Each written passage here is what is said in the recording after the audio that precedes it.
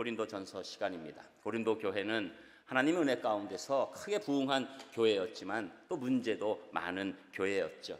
그래서 그런 여러 가지 파벌들이 생겼을 때 사도 바울은 마음을 다해서 고린도 교인들에게 편지를 쓰게 하셨습니다. 특별히 지난 시간에는 이런 다툼과 안타까움이 있을 때 오직 성령님께서 우리를 도와주셔야 이런 일들을 해결할 수 있다. 그래서 성령님께서 우리에게 찾아오셔서 해주시는 일들을 우리가 같이 나눠봤습니다.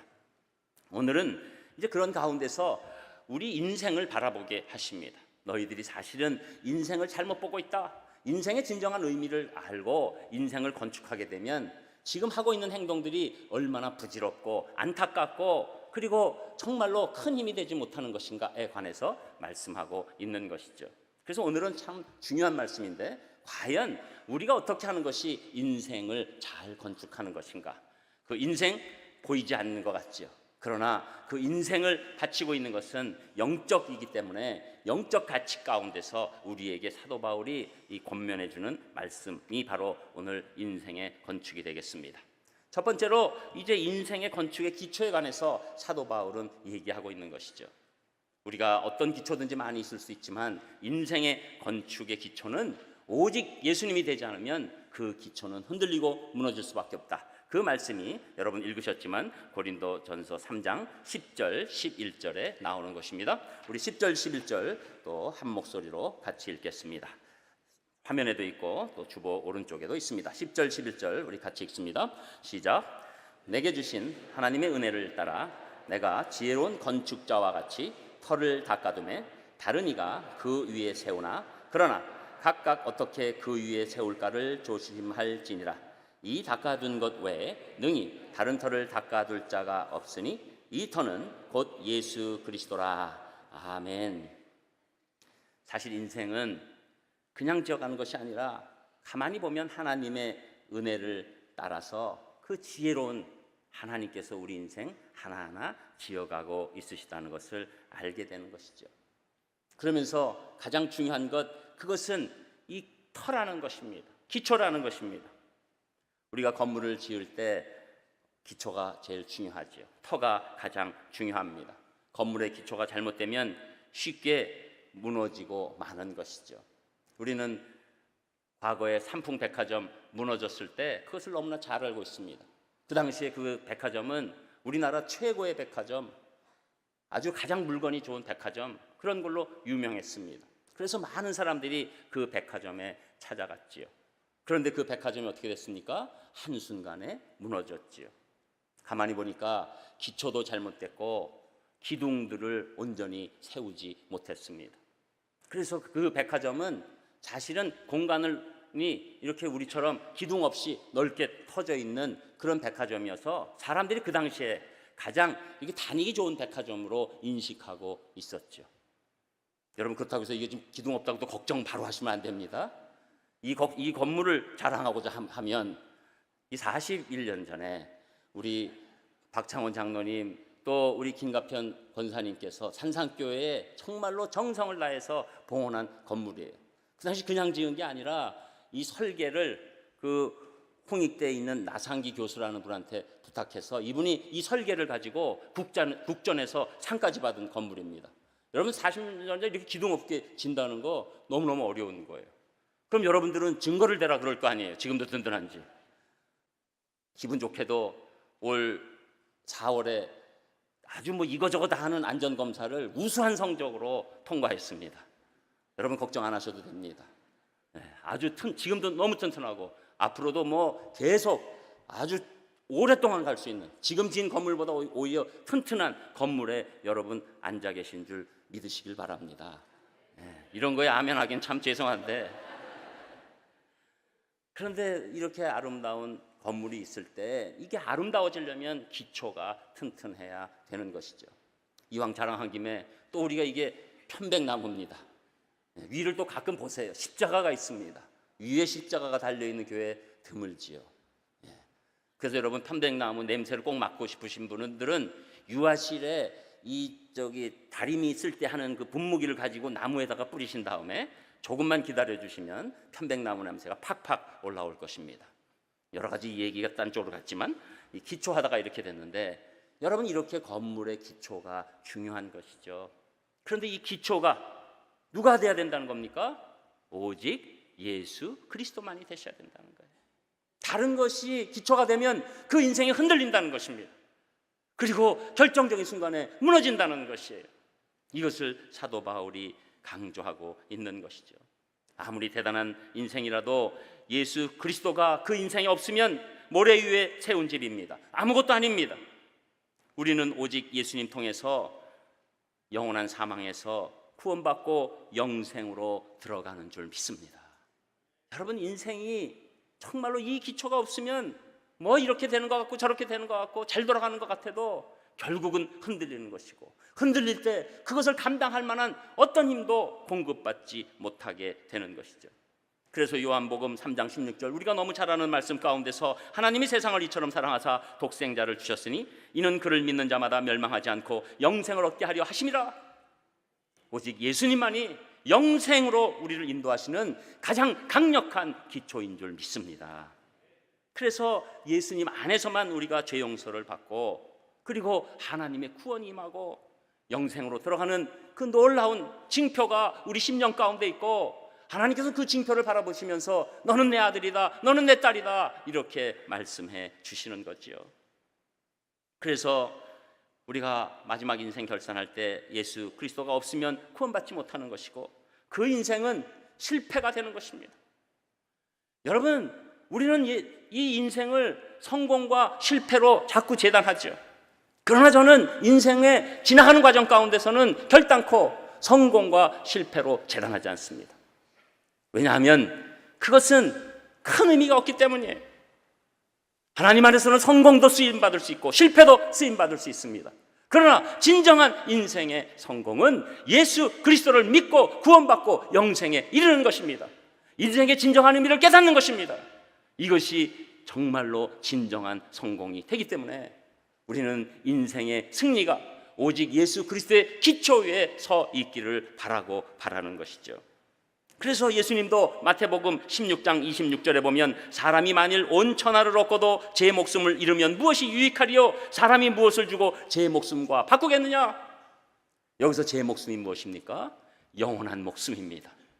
여러분 인생에서 우리가 이런 결과가 있고 이런 성과가 있어도 그 영원한 목숨을 잃어버리면 무슨 소용이 있겠느냐? 이것을 예수님이 직접 말씀해 주시는 거죠.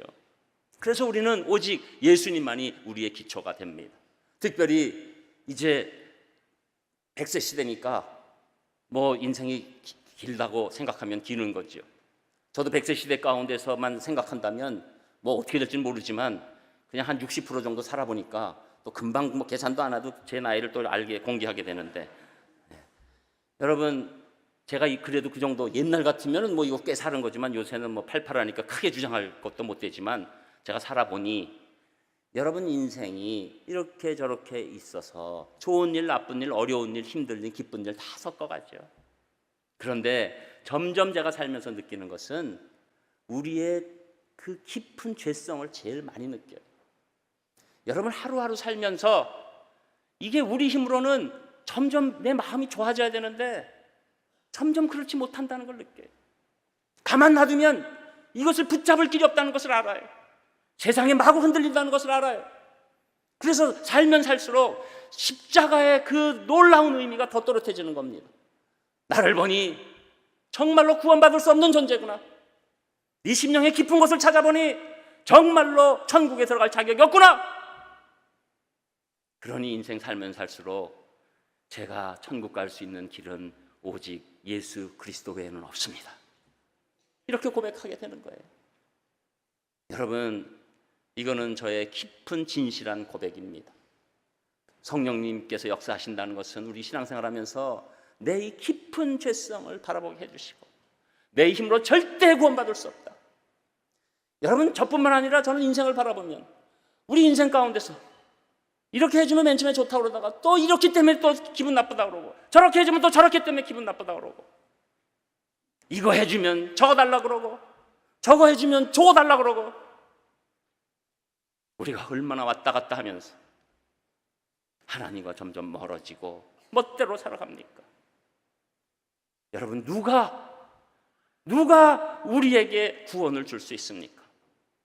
이렇게 자기중심적이고 자기 해석적이고 조금도 내 바깥에 있는 거 생각하지 않을 수밖에 없는 그런 존재가 어찌 하나님을 알게 되고 어찌 구원에 이르고 어찌 우리가 의롭다고 칭함받을 수 있겠습니까? 오직 예수 그리스도의 보혈이 우리의 모든 죄악을 대신해 주셨기 때문에 우리가 하나님 앞에 부족하지만 그 옷을 입고 나갑니다. 보혈의 옷으로 제가 의롭다고 칭해 주셨기 때문에 담대함으로 나아갑니다. 저를 받아 주시옵소서. 이렇게 고백하는 인생이 된 것입니다. 여러분, 우리가 점점 한 해 한 해 먹을수록 우리는 예수 그리스도 외에는 살 길이 없다는 것을 느끼는 것입니다. 저는 우리 사랑하는 성도님들이 다른 건 몰라도 이 인생에서 예수 그리스도만이 여러분의 터가 되고 기초가 되기를 주님의 이름으로 축복합니다. 이거보다 더 중요한 것이 없습니다. 그래서 여러분, 교회가 소중한 것은 바로 이 기초와 터를 소개하기 때문에 교회가 소중한 것입니다.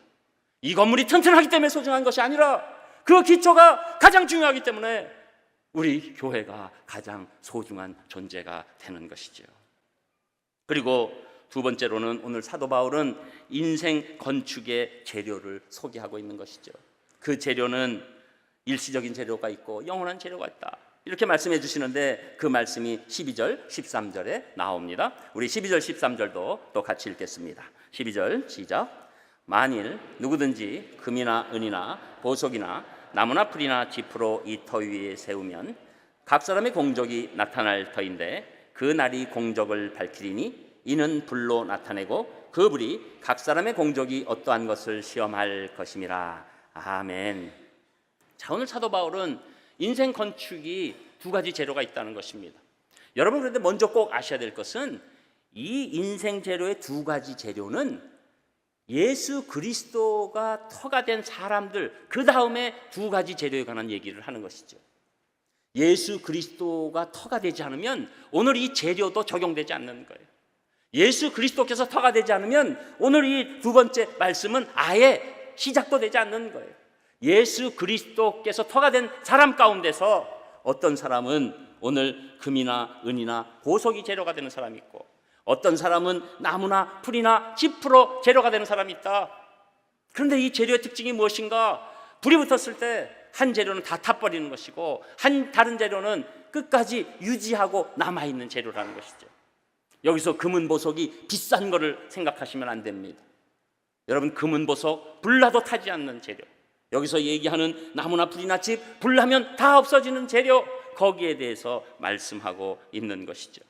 그러니까 금은 보석의 재료는 영원한 것이고 그리고 나무나 풀이나 짚은 일시적인 재료다, 이렇게 얘기하고 있는 것이죠. 그런데 먼저 일시적 가치, 이 타는 가치를 예수 그리스도를 믿음에도 불구하고 가장 중요시 여기는 사람들이 있다.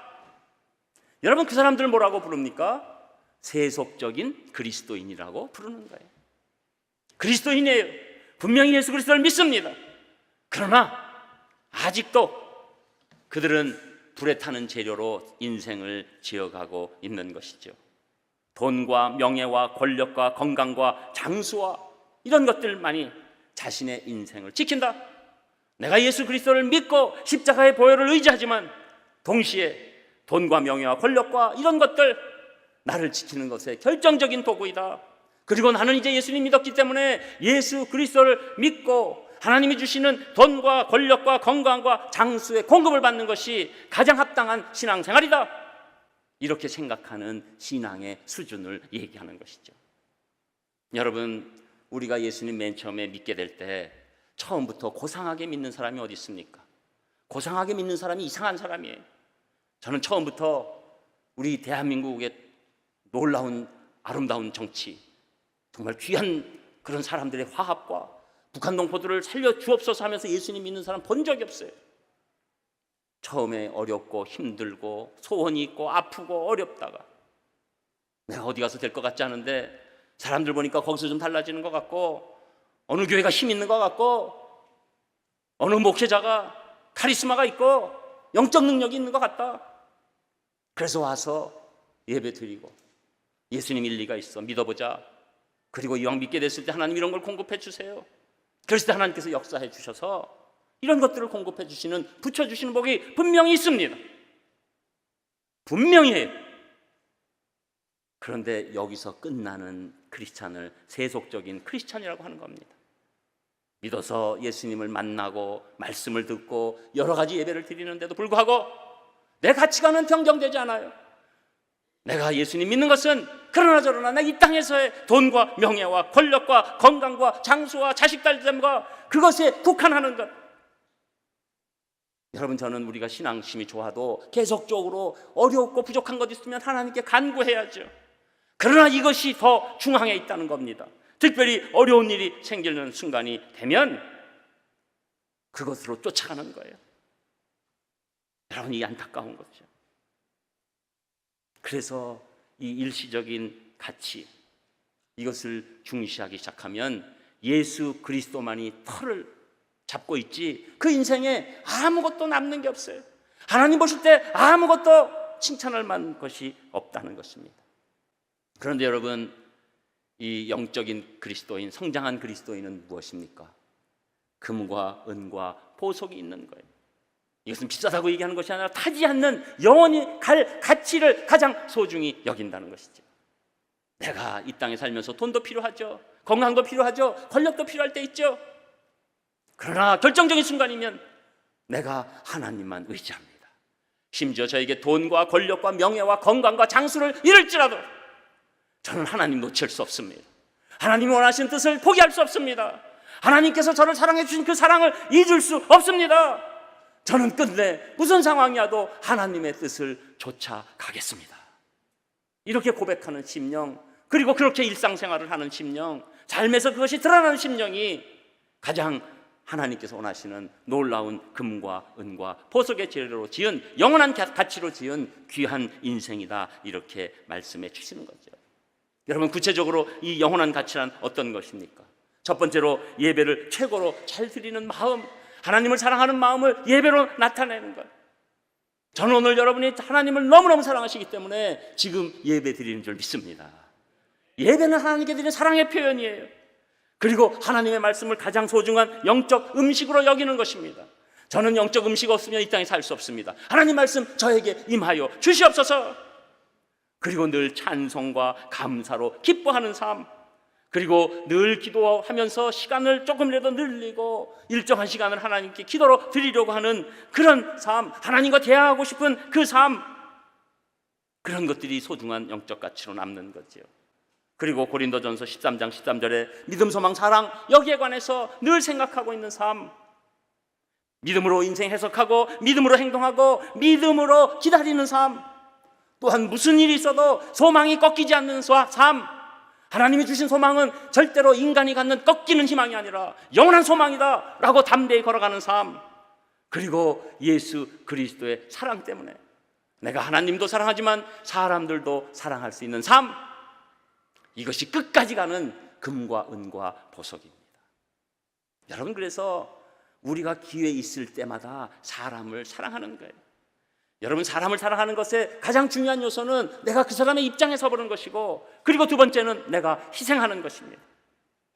그게 없이는 절대로 사랑이라고 얘기할 수 없죠. 왜 그렇습니까? 예수님의 사랑이 그런 사랑 때문이죠. 예수님이 우리 입장을 이해하시고 죄 가운데 다 그 죄를 담당하시고, 그리고 우리 가운데서 그 입장을 아실 뿐만 아니라 그 입장을 해결해 주기 위해서 자기 몸 바쳐서 희생하신 사랑, 그 사랑이 우리 삶 곳곳에 들어가 있을 때, 그때 그것이 영원한 가치, 끝까지 남는 것입니다. 여러분, 그래서 신앙이 없어도 우리가 이 세상 떠나는 때 많은 분들이 그러잖아요. 내가 좀 더 사랑할 것, 내가 좀 더 용서할 것. 여러분, 우리나라에 지금 95%가 어쨌거나 상속재산이 있습니다. 어쨌거나 상속 포기하는 사람, 빚이 많은 분들 5% 정도의 상속 포기, 그것뿐이 안 돼요. 왜 그런 일이 일어납니까? 어쨌거나 살고 보니까 남았다는 거예요. 그런데 남았는데 왜 그렇게 악하게 굴었을까? 왜 남았는데 그때 내가 쓰지도 못할 것 가지고 그렇게 공격하면서 살았을까? 왜 내가 떠나는데 남았는 거 가지고 그때 베풀지 못하고 불을 켜고 살았을까? 내가 왜 콩나물 한 주먹 때문에 그렇게 싸웠을까? 여러분, 사랑이 큰 것이 아닙니다. 내가 그 사람의 입장과 그리고 내가 조금이라도 희생하는 연습을 하는 것이 사랑이죠.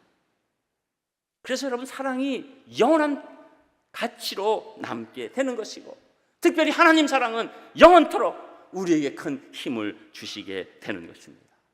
그리고 여러분, 이거에 따라서 우리가 인생을 그냥 바라보는 것이 아니라 우리에게 주신 어떤 것이라도 있으면 다 내가 하나님을 위해서 사용하겠다. 그게 사명이에요. 나에게 어떤 찬양의 달란트 있으면 찬양으로 내가 사역하겠습니다. 내게 일하는 달란트가 있고 열심히 일해서 하나님께 내가 드릴 수 있는 힘이 있다면 제가 그것으로 사역하겠습니다. 제 발걸음으로 사용하겠습니다. 제 입술의 화평함으로 사용하겠습니다. 제가 아멘으로 화답하는 것으로 제가 사역하겠습니다. 제가 조그만 봉사 가운데 사역하겠습니다. 우리 어린아이들을 위해서 내가 조금이라도 살리는데 사용되면 그것으로 사역하겠습니다. 그 사역이 곳곳에 들어가는 것, 이것이 영원한 가치가 있는 것입니다. 저는 여러분, 이 영원한 가치가 여러분에게 종교생활로 국한되지 않는 것을 바라는 거예요. 여러분, 종교생활뿐만 아니라 우리가 이렇게 교회 오는 생활뿐만 아니라 우리 일반 생활 곳곳이 오늘 말씀으로 우리에게 인도하신 금은보석이 되는 예배와 말씀과 찬송과 기도와 믿음과 소망과 사랑과 사명이 우리 인생에 곳곳이 스며들어서 내가 움직이는 곳에 그것이 조금씩 떨어져 나갈 때, 그때 하나님께서는 네가 영원한 가치를 소중히 여겼다, 이렇게 인정해 주실 줄 믿습니다. 저는 여러분이 받은 모든 것 다 하나님의 이 귀한 영원한 가치 안에서 마음껏 축복의 통로가 되시기를 주님의 이름으로 축원합니다. 여러분, 결국 인생은 끝까지 갖고 가는 것이 아니라 내가 축복의 통로로 내 파이프가 얼만큼 많은 것들이 통과해낼 수 있는가, 거기에 인생의 의미가 있는 것이죠. 그러니까 여러분이 인생을 바라보면 예수 그리스도만이 터가 되고, 그리고 내 인생이 통로가 되는, 놀라운 영원한 가치의 통로가 되는 그 삶이 돼야 된다.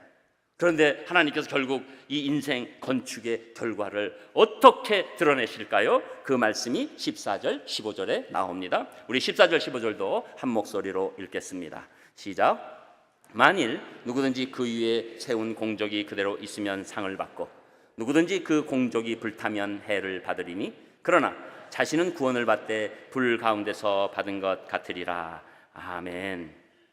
자, 이제 이 공적의 결과, 인생 건축의 결과를 하나님께서 불로 태워본다는 거예요.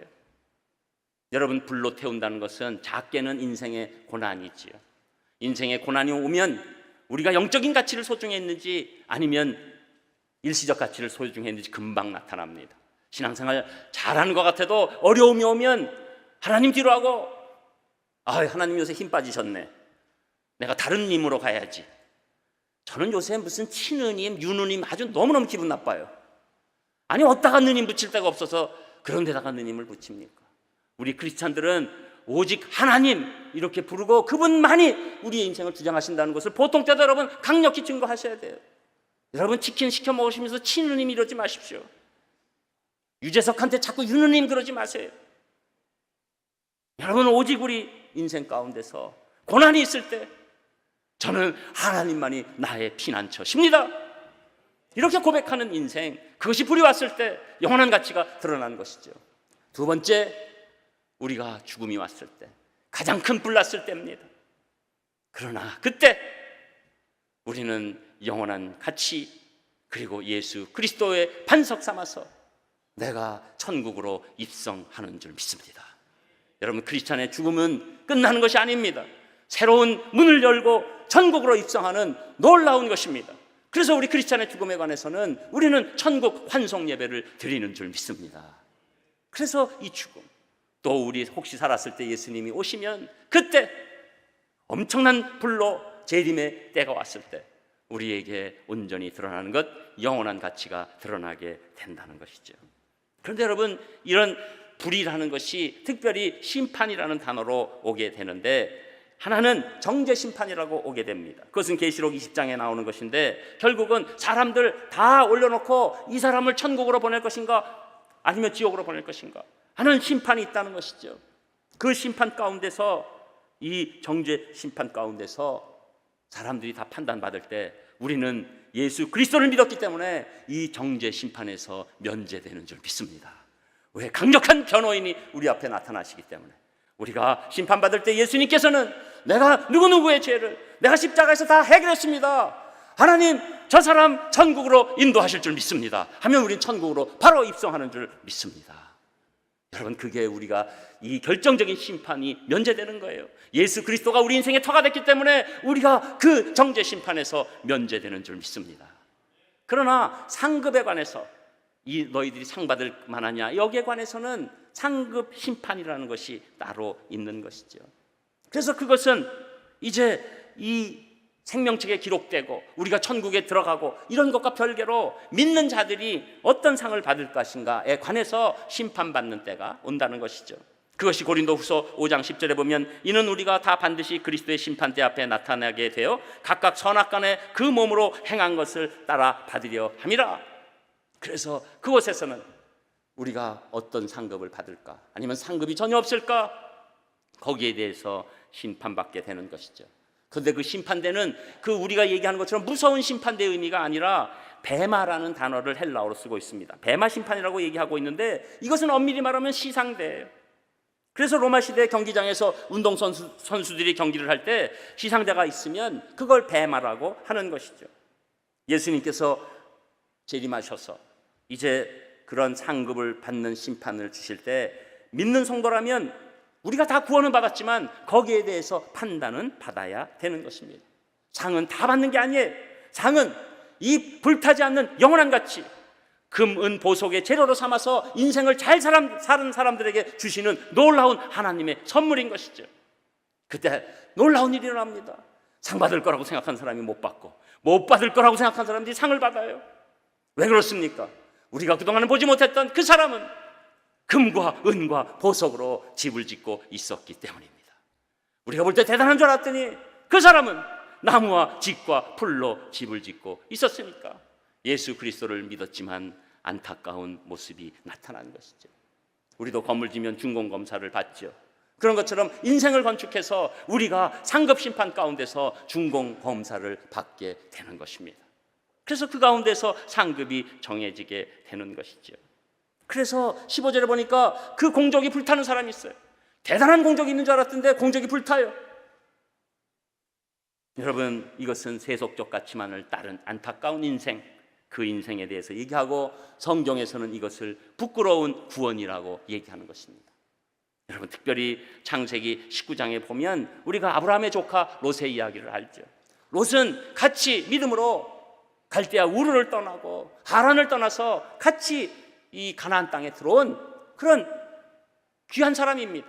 그러나 그가 마음이 흔들려서 하나님의 놀라운 구원이 임했음에도 불구하고 마음이 흔들려서 소돔과 고모라 땅이 더 좋아 보였던 것이죠.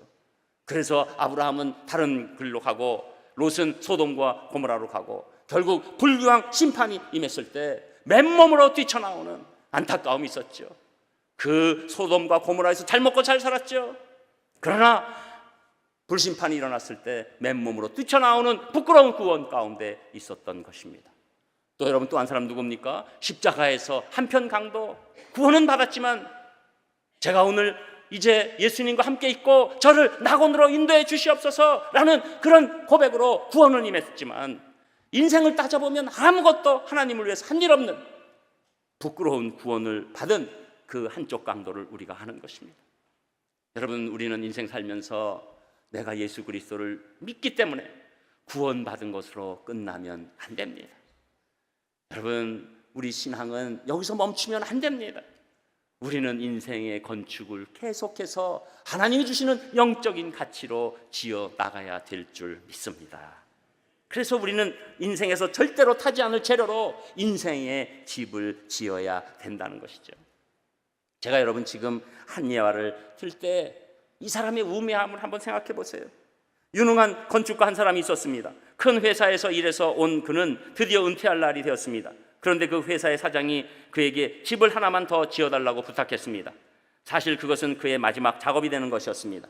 그 건축가는 집을 짓기 시작하였으나 이제 마지막인데 뭐 하면서 마음이 딴 데 있었습니다. 그는 별로 좋지 않은 재료들을 사용했습니다. 제목도 엉성했습니다. 뿐만 아니라 그는 집을 지으면서 세심하게 살펴보아야 할 많은 일들을 잘 감독하고 있는지조차도 모르고 지냈습니다. 드디어 집이 다 완성되자 그 회사의 사장이 그를 찾아와 이렇게 말했습니다. 당신 그동안 평생 너무 수고 많았습니다. 이 집은 바로 당신의 것입니다. 여기 열쇠가 있습니다. 당신의 은퇴를 기념하기 위해 준비한 선물입니다. 여러분, 우리가 이렇게 인생의 건축을 지으면 안 됩니다. 여러분, 하나님이 주시는 귀한 재료로 저는 인생의 재료를 나아가시를 주님의 이름으로 축복합니다. 그래서 어떤 때는 그 재료가 부족한 것 같고, 어떤 때는 전혀 세상이 알아주지 않는 것 같고, 어떤 때는 내가 헛살림을 사는 것 같을지라도 여러분 좌절하고 절망하지 마시고 끝까지 하나님 주신 영적 재료로 한 걸음 한 걸음 치어가시는 귀한 분들 되시기를 주님의 이름으로 축복합니다. 그래서 이 말씀을 증거한 바울은 디모데후서 4장 7절 8절에서 이렇게 얘기합니다. 자기 생애를 마치는 과정이죠. 나의 선한 싸움을 싸우고 나의 달려갈 길을 마치고 믿음을 지켰으니 이제 후로는 나를 위하여 의의 면류관이 예비되었으므로 주 곧 의로우신 재판장이 그날에 내게 주실 것이며 내게만 아니라 주의 나타나심을 사모하는 모든 자에게도니라. 저는 여러분이 그런 분들 되시기를 주님의 이름으로 축원합니다. 기도하겠습니다. 하나님 감사를 드립니다. 저희들 인생의 기초를 짓고 있습니다. 오직 예수 그리스도만이 인생 기초 되게 하시고 영원한 가치의 귀한 재료로 지어나갈 수 있도록 역사하여 주시옵소서. 예수님 이름으로 기도합니다. 아멘. 단 한 가지